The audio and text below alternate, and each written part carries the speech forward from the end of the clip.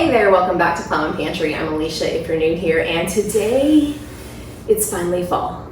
It's finally fall. Officially on the calendar and everything, it's fall. Fall is my favorite season and I love it. And the problem with early fall where I am is that it's still 80 something degrees outside. It is hot. It is, and it's gotten humid again. Normally we're not humid in September, but it's humid and it's not really fall feeling outside. So while I can't bring myself to make soups and things like that, I don't want to miss out on all the fall flavors. And I know everyone's pumpkin spice everything. I actually love all the apple stuff. Today, what I'm making, one of the ways I get through early season fall when it's still hot, but use fall flavors so that I can start enjoying the season, is I like to make sandwiches with fall flavors. So that way it's not a cooking thing, it's not hot in the kitchen, but I'm still enjoying some of the fall stuff. It starts to come on, it's just different. And they're flavors that I could use year round because you can get almost everything year round nowadays, but I do it in fall and I enjoy it in fall, so I can do that. Before I get started on today's sandwich, yesterday I made a fall wrap.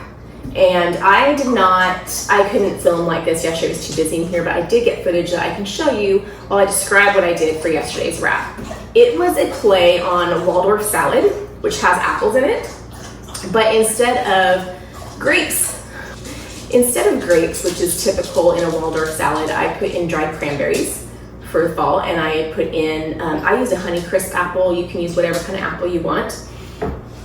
And for Waldorf salad, you make a dressing with mayonnaise and lemon juice, and you put walnuts in it with the apples and the grapes, or in this case cranberries, and that's Waldorf salad. And I did that and I layered it on a protein wrap. You can use any kind of wrap you want.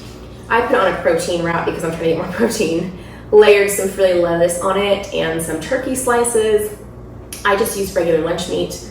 That's what I'm going to use all week on these sandwiches that I'm bringing you. And they are, you could totally use like sliced leftover turkey or rotisserie chicken or something like that if you want.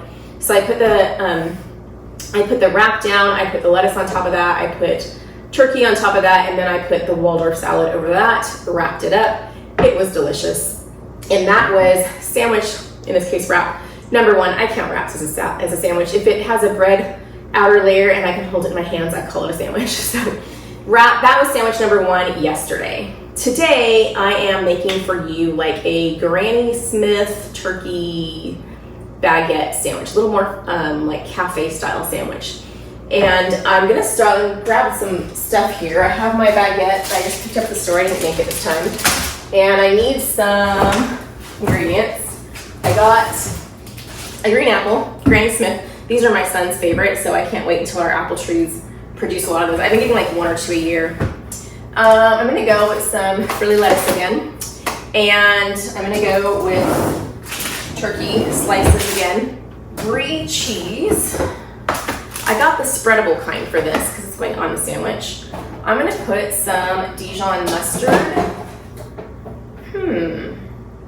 I'm missing my Dijon. Someone used the last of the Dijon and didn't tell me. I will go get some from downstairs. This is why we stock our pantries, so that we can, when we run out of something, we have it on hand. And then I have some cranberry sauce. Last year when I made cranberry sauce, I didn't can it. I just didn't have time. And so I froze some, and I got some out the other day for something else, and this is what I had left when I used that. So I'm gonna put cranberry sauce on this too, which I have not done with this sandwich yet, but it sounds good, so I'm gonna try it. I need to go grab the Dijon. I'll be right back. All right, got my Dijon. This is my last jar. I need to make more or buy more. I did make a video with my Dijon mustard.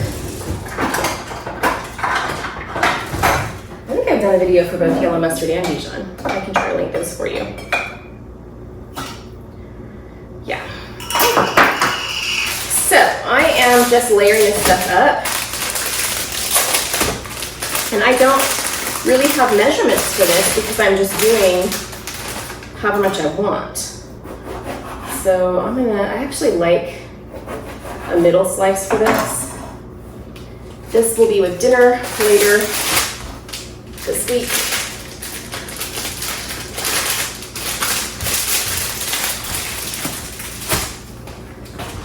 Okay, so I'm just going to slice this in half.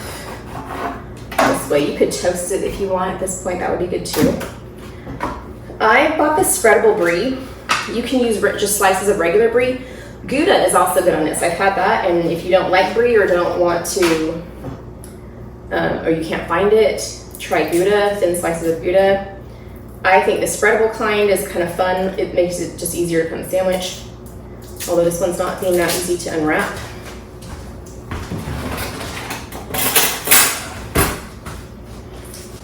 These are like those little laughing cow wedges, but it's Brie, which I didn't.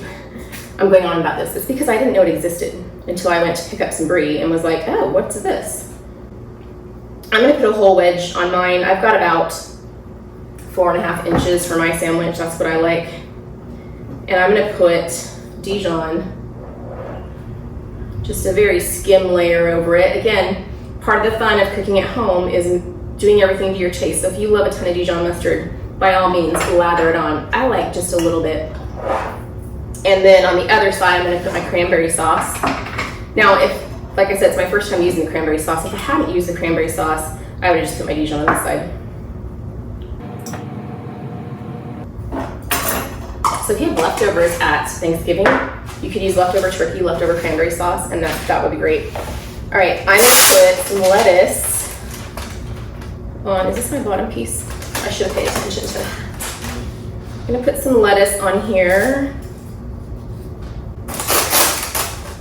I like little frilly stuff or the red, more bitter kind, whatever you like. You can put shredded lettuce, spinach, kale, if you like kale. I don't like kale on sandwiches, really. I'm going to layer on at this point, I'm gonna layer on some turkey slices. Got some little deli, fancy. A little bit thicker cut on these, so I'm only using 2 slices, but I do like to make sure that my sandwiches have enough meat. That's why my husband, as much as he likes to eat out, prefers to make sandwiches at home, because when I make his sandwiches, I put more meat on them, and his complaint is always not enough meat on the sandwich. And last thing, I'm gonna use my Granny Smith apple. Got that washed up yesterday. This was from a recent visit to an apple house. It's very firm. And I like to go with really thin slices. So I'll take cut out the little core piece, and then I'll slice it like that.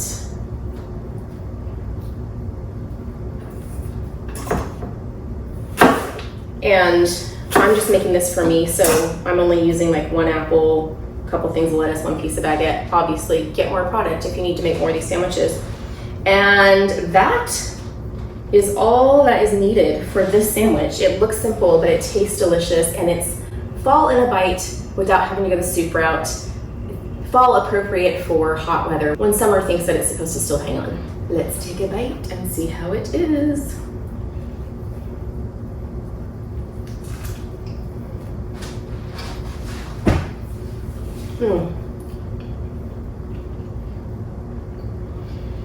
The cranberry sauce was a good idea. It was a good idea because we have that almost spiciness of the Dijon and the tartness of the green apple, and so something kind of sweet but not too sweet in there adds another little dimension that gives it some good balance. I'm gonna have to make it this way from now on.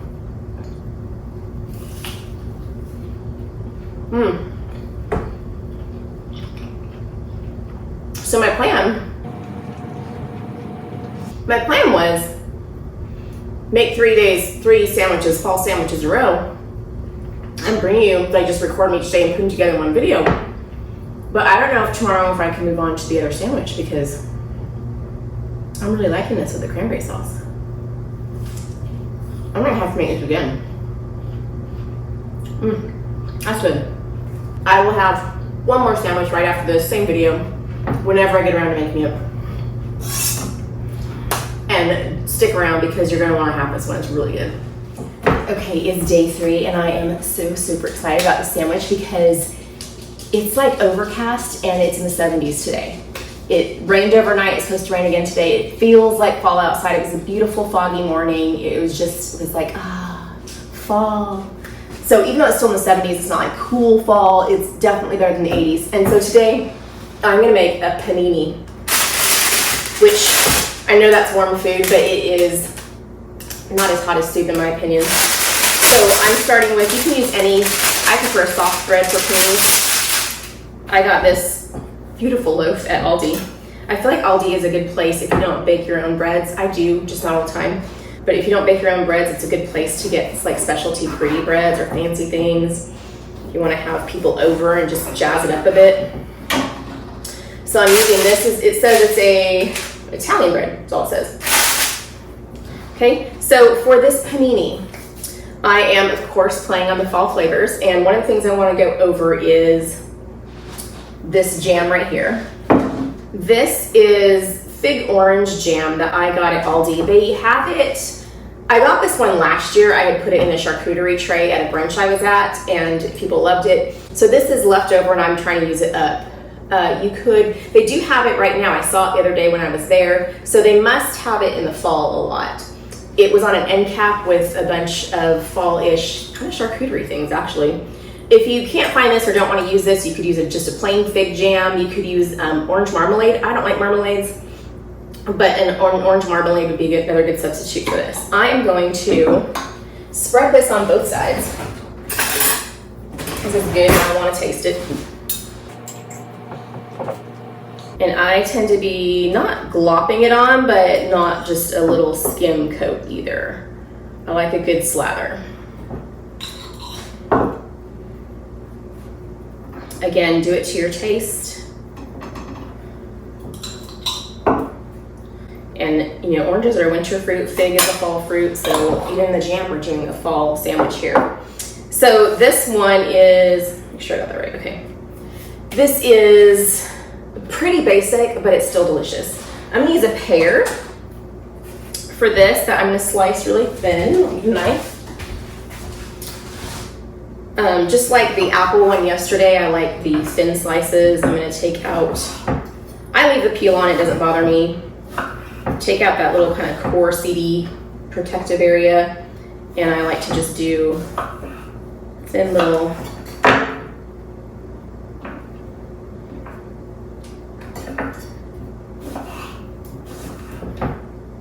I at first fell in love with the pear and manchego. This is a pear and manchego panini. Pear and manchego cheese combo a while back. The first time I tried an onion jam recipe, I was following a recipe from some like chef at a restaurant. Loved this stuff, and he served it on toast points with a, you put the onion jam on the toast point and a thin slice of pear like this, and then a slice of manchego cheese on top of that. And that is just like one of the best things ever. I make it every year. Love it. That is what I'm gonna grab right now. I'm gonna grab the manchego cheese and some salami. You can use ham, whatever you like. You can also just leave out the meat. You don't have to have it. I'm gonna use the salami, the larger slice. And where is my manchego? Got my manchego cheese here, which I think is a highly underrated cheese. If you can't find manchego or you don't like it, Parmesan, something in the Parmesan family, Asiago, something like that. I'm gonna cover that. Put on as much or as little as you like. If you like it heavy, a lot of sandwiches I like heavy on the meat, but not this, I want just a little bit.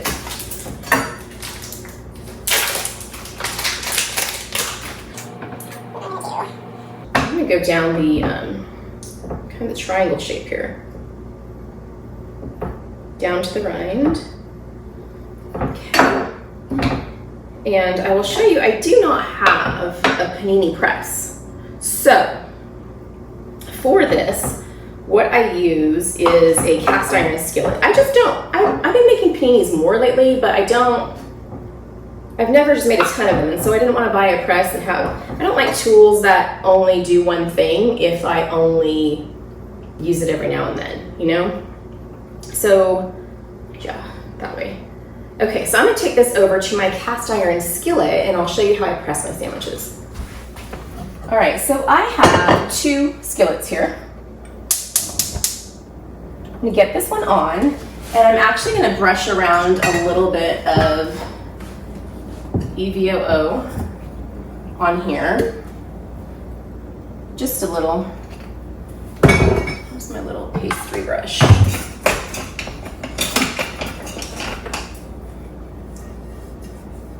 So excited about this. I have a pear tree, but it was here, like it's really old. It was here when I moved in and hadn't been really taken care of, and so it's not pruned well, so it doesn't, you don't prune something like a peach or pear every year really well. It doesn't produce as well. It will produce better every other year, and this is not the year for it. I brush just what's left on my thing. So I have this second cast iron skillet that's just a little smaller, and I'm just gonna use that on top of here. I'm gonna smush it down. And what I will do, because the press will actually toast both sides of the sandwich, I will leave it like this just for a little bit, and then I will flip it over so that I can get both sides of the bread toasted, because I like both sides of the bread toasted. You don't have to do that. If you have a panini press that you love, that is not super crazy expensive, and you think it's worth it for me to get one, let me know in the comments what you have and why you think I should get one. I've gone back and forth on it recently. Maybe because I've been making more of them in the last like 2 years or so, I've considered getting one. But sometimes I look at like the best rated ones, they're like $400, and I'm not doing that. So if you have one that you like and it's budget friendly, let me know in the comments what you like. We're just gonna get that toasted up. I'll show you what it looks like when it's done. You can also weigh this down even more if you want to put like something heavy like a brick wrapped in foil or some canned thing. I don't like to get my canned food near the hot. But you can see how that has made it a little bit flat. It's not toasted yet. Leave it until that side's toasted. Okay, let's check it out. Let's see. Yeah, it's nice and toasty on that side, so I'm gonna flip it. I have previously, when I was first trying this method, I did one time heat the top skillet so I could toast both sides at one time. But because it's not close to heat, it doesn't retain that, even though it's cast iron that does that pretty well. It didn't retain it enough, and I still had to flip it, so I just don't bother anymore with that step. But it is almost ready, and I cannot wait to cut into this. Okay. This looks good. Let's get it over to our plate and give it a taste. All right, you guys, let's cut into this and see how it came out. Gotta cut carefully through the salami so it doesn't pull. Smells good. The smell of toasted bread is just like a comfort smell to me. All right, I'm gonna go for this end because I see a bite of everything right here.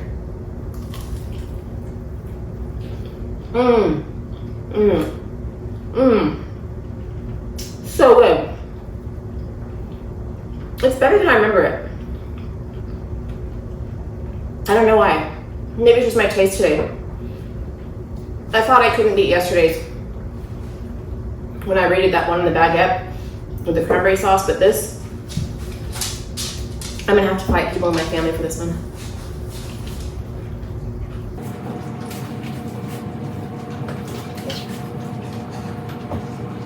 Thank you guys so much for joining me today on my, well, for the last 3 days on my sandwich adventure. I hope I gave you some ideas to freshen up your sandwich lineup and to incorporate fall flavors into the not yet cool enough fall, at least where I am. Thank you for spending your precious time with me today, and I hope to see you on a future video. If you like these types of videos, consider subscribing.